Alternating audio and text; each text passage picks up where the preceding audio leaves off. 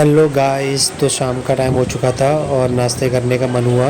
तो मैं, रोशन और साइनाथ हम लोग गए नाश्ता करने।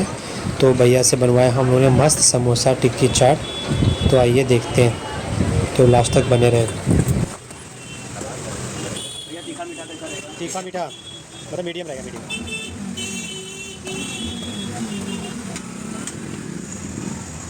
लाओ प्याज दो, थोड़ा नहीं, ये कांदा दो, एक कांदा दो, एक काम करो, ले लो, काम ना करो।